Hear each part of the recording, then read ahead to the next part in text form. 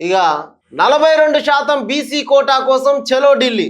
August 5, 6, 7 తేదీల్లో హస్తిన వేదికగా పోరాడాలని cabinet భేటీలో నిర్ణయం.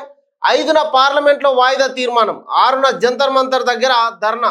బిల్లులు ఆర్డినెన్స్ ఆమోదం కోసం 7న రాష్ట్రపతికి వినతి పత్రం అందజేత. రాష్ట్రపతిని కలవనున్న సీఎం, మంత్రులు సహా 200 మంది బీసీ ప్రతినిధులు. 5వ తేదీన ఢిల్లీకి వెళ్లనున్న ముఖ్యమంత్రి రేవంత్ రెడ్డి. రవాణా శాఖ అంతర్రాష్ట్ర చెక్ పోస్టుల రద్దుకు cabinet okay. Core Telangana urban సిటీతో పాటు అన్ని మున్సిపల్ కార్పొరేషన్లలో మైక్రో బ్రూవరీస్ ఏర్పాటుకు నిర్ణయం.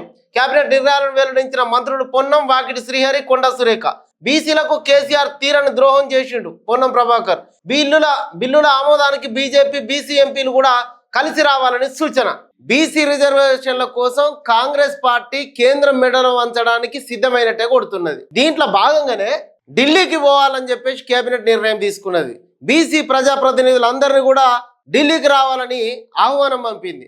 ఇక్కడ అట్లనే బిల్లుల ఆమోదానికి బీజేపీ, బీసీ ఎంపీలు కూడా రావాలని చెప్పి సూచన చేసింది. బీసీలకు అట్లనే ఇంకెవరెవరు పోవాలి, బీసీలకు న్యాయం చేయాలి అని కొట్లాడుతున్న కవితకు కూడా ఢిల్లీ ధర్నా లోపల పాల్గొనాలి.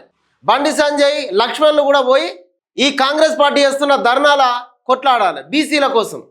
మేము బీసీలకు అంత చేస్తాం, ఇంత చేస్తామని చెప్పి లేని ప్రేమను ఒలుకబోస్తున్న ఈ మిగతా పార్టీలు ఎవరైతే లీడర్లు ఉన్నారో వాళ్ళంతా కూడా రేవంత్ రెడ్డి చేస్తున్నటువంటి ఈ ధర్నా లోపల దమ్ముంటే పాల్గొనాలి. అప్పుడే నిజంగా బీసీ సమాజం మిమ్మల్ని నమ్ముతుంది. లేదంటే మీరు ఖచ్చితంగా బీసీ ద్రోహులుగానే గుర్తించబడతారు. ఓ దిక్కు కాంగ్రెస్ పార్టీ ముఖ్యమంత్రి రేవంత్ రెడ్డి 42% బీసీలకు రిజర్వేషన్ల కోసం కొట్లాడుతా అంటే అట్లెట్లయితుందని చెప్పేసి 9వ షెడ్యూల్లో పెట్టడు, కుదరదని చెప్పి బీజేపీ పార్టీ మాట్లాడుతుంది. బీఆర్ఎస్ పార్టీ ఏమో లేదు, కాంగ్రెస్ పార్టీ అంతా లేనిపోని ముచ్చట్లు చెప్తాంది, ఇది అయ్యే పని కాదని చెప్తుంది. అరే పని చేయడానికి కేంద్రం మెడలు వంచడానికి అందరం పోయి కొట్లాడదాం, తమిళనాడులో ఓకే అయింది మనకెందుకు ఓకే కాదని చెప్పేసి కొట్లాడదాం అంటే వీళ్ళు రారు. మళ్ళీ పోయేటోళ్ళు నిజంగానే కాంగ్రెస్ పార్టీ ఇంత బీసీలకు ఖచ్చితంగా న్యాయం జరగాలని కొట్లాడడానికి ఢిల్లీకి పోదాం రమ్మంటే ఏ పార్టీ మంది వస్తారో చూద్దాం. ఖచ్చితంగా ఇది మంచి మోక, బీసీలకు ఇంత మంచి మోక ఇక దొరకదు. ఢిల్లీకి పోయి కొట్లాడాలి, బీసీలకు రావాల్సినటువంటి వాటాలను దక్కించుకోవాల్సిందే. దానికి ప్రతి బీసీ బిడ్డ కూడా ముఖ్యమంత్రి రేవంత్ రెడ్డి ఢిల్లీలో చేస్తున్నటువంటి ఈ ధర్నాకు ఖచ్చితంగా హాజరు కావాల్సిందే. ఇక బీసీలకు కేసీఆర్ చేసిన ద్రోహం ఏందయ్యా? 10% తగ్గించిండు. ఉన్నటువంటి రిజర్వేషన్లు బీసీలకు ఉన్నాయే 32% రిజర్వేషన్లను 10% తగ్గించి తీరని అన్యాయం చేస్తే లేదు ఖచ్చితంగా బీసీలకు వాళ్లకు దక్కాల్సిన వాటాలు దక్కాలి అంటే, రాజకీయంగా వాళ్ళ వాటా దక్కాలి అంటే 42% రిజర్వేషన్లు ఇస్తేనే సాధ్యమవుతుంది. వాళ్ళ జనాభా ప్రకారం వాళ్ళకు వాటా ఇవ్వాల్సిందే అని చెప్పి రేవంత్ రెడ్డి కొట్లాడుతుంటే మీరు చేసింది ఏంది బీఆర్ఎస్ పార్టీ? మళ్ళీ ఇవాళ బీసీల పైన లేని ప్రేమను ఒలకబోస్తున్నారు. ఖచ్చితంగా బీసీ సమాజం ఇవన్నీ గమనిస్తున్నది. ఎవరు బీసీల పక్కన ఉన్నారు, ఎవరు బీసీలకు వ్యతిరేకం స్పష్టంగా అర్థమవుతున్నది. రేవంత్ రెడ్డి కాంగ్రెస్ పార్టీ బీసీల కోసం కొట్లాడడానికి, కేంద్రం మెడలు వంచడానికి సిద్ధపడితే మీరు బీసీలకు తీరని అన్యాయం చేసిర్రు. ఇది వాస్తవం. తెలంగాణ సమాజం ఇది అంతా గమనిస్తూ ఉన్నది. పహల్గాం ఉగ్రదాడి సూత్రధారి సులేమాన్ హతం. ఆపరేషన్ మహాదేవ్తో మట్టు పెట్టిన సైన్యం. సోనామార్గ్ టన్నెల్ దాడి, ముష్కరుడు మృతి, మరో ఉగ్రవాది ఎన్కౌంటర్. జమ్మూ కాశ్మీర్లో సైన్యం భారీ విజయం సాధించింది.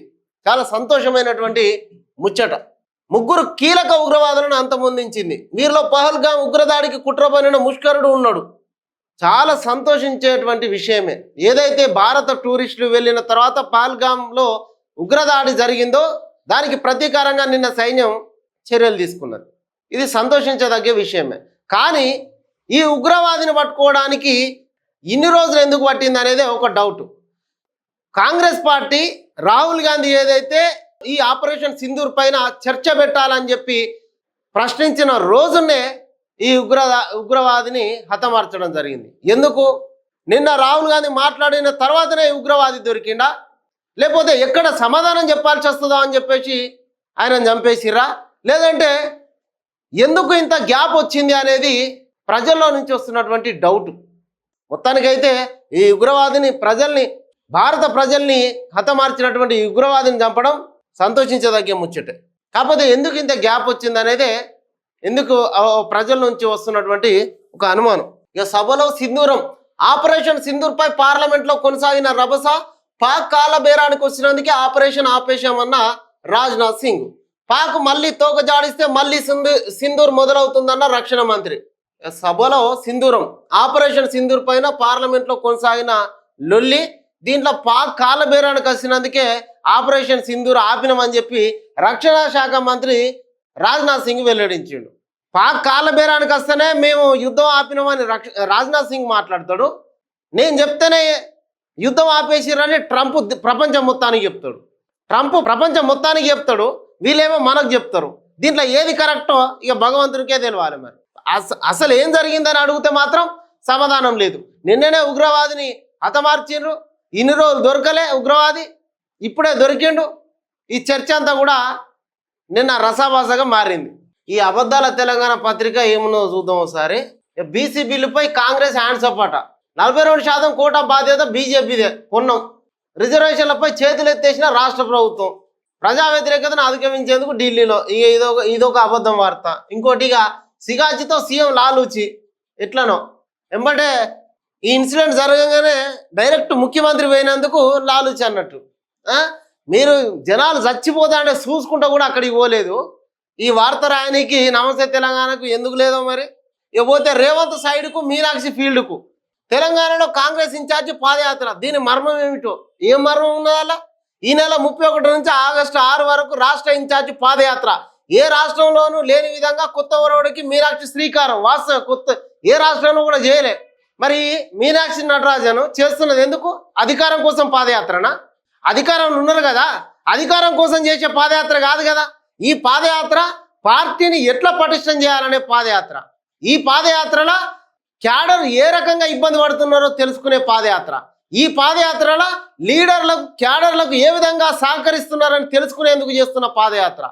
మరి హైదరాబాద్లోనే వండుకుంటా గెలిచిన ప్రజాప్రతినిధులు పైరవీలు చేసుకుంటా హైదరాబాద్లోనే ఉంటున్నారా, లేకుంటే క్యాడర్ తోటి ఏ విధంగా ఉంటున్నారు, జనంతో ఏ విధంగా కలుస్తున్నారు తెలుసుకునే పాదయాత్ర మీనాక్షి నటరాజన్ చేస్తున్న పాదయాత్ర.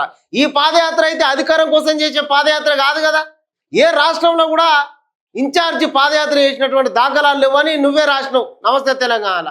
ఈ పాదయాత్ర ప్రజా సమస్యలు తెలుసుకునే పాదయాత్ర, వచ్చే స్థానిక ఎన్నికల లోపల పార్టీని పటిష్టం చేసేటువంటి పాదయాత్ర. గత 10 ఏళ్ళు కార్యకర్తలు ఏ రకంగా ఇబ్బందులు పడ్డారు, ఇప్పుడు లీడర్లు ఆ క్యాడర్ను అరుచుకుంటున్నారా లేదా అని తెలుసుకునే పాదయాత్ర ఈ పాదయాత్ర. మీ లెక్క గెలవంగానే పోయి ఫామ్ హౌస్లో పండుకునేటువంటి పాదయాత్ర అయితే కాదు కదా. ప్రజల మధ్యకు పోతున్నారు, ప్రజల సమస్యలు తెలుసుకుంటున్నారు. మీనాక్షి దానికి రేవంత్ సైడ్కు మీనాక్షి ఫీల్డ్ కని రాసిండు నమస్తే తెలంగాణ. ఇక మల్రెడ్డి పైకి మరలబడ్డ రైతులట. ఎందుకు? మీరు అప్పుడు ఫార్మసిటీ కోసం గుంజుకున్న భూములు అయ్యా మేము మాకి ఈరి అని చెప్పేసి రైతులు గోడేలే పోసుకుంటే నువ్వేం రాసినావు? మల్రెడ్డి పైకి మరలబడ్డ రైతులని రాసినావు.